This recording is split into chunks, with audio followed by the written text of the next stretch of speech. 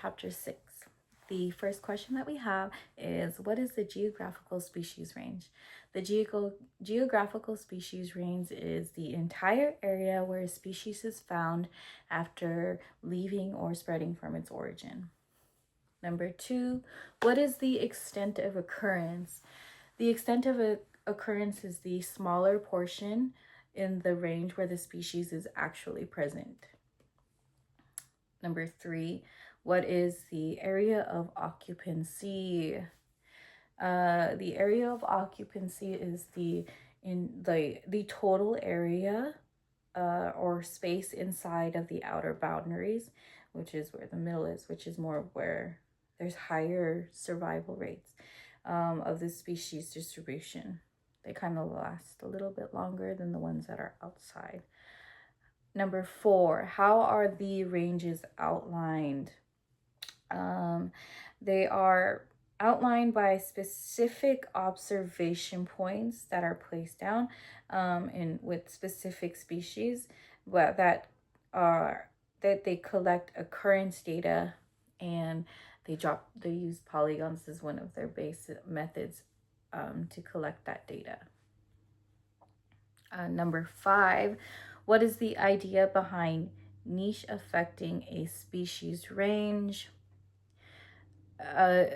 With niche affecting a species range, they particularly can only live where the conditions are supporting their survival and reproduction in that specific area.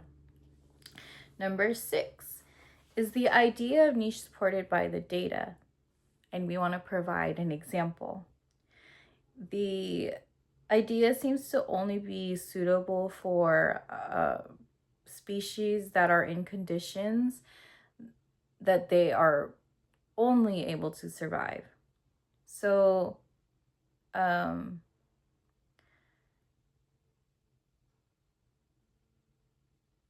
it doesn't exactly observe the entire range of where they are. So an example that was used was I believe the rainbow wrasse or the thalassoma. I don't remember the scientific name, but this thalassoma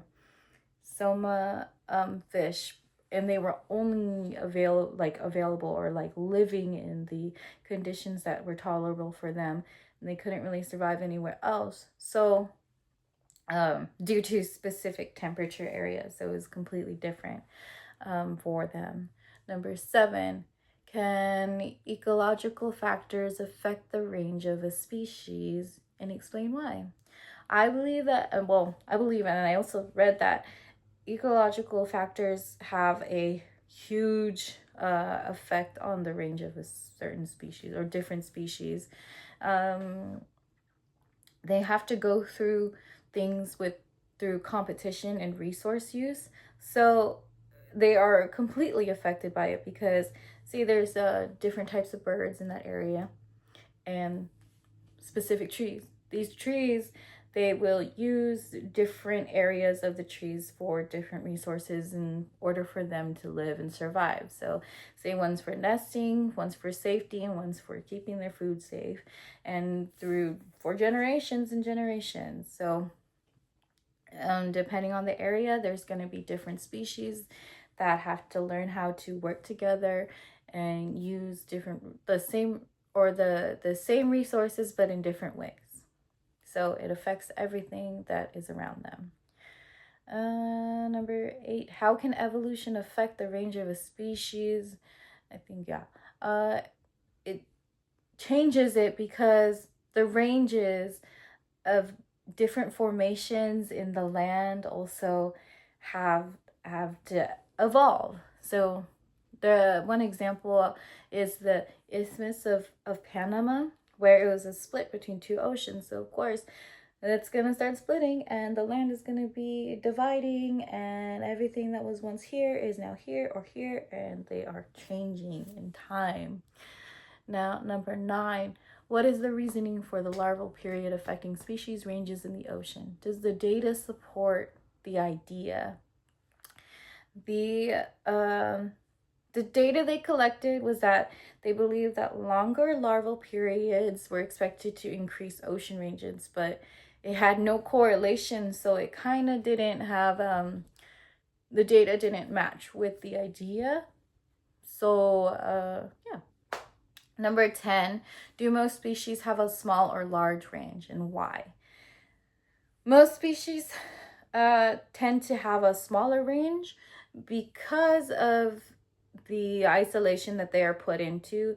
They're smaller because there's a higher extinction rate and there's limited areas of dispersal for them. So they have to stay tight-knit community in order to survive. But the larger they are, it's kind of opposite.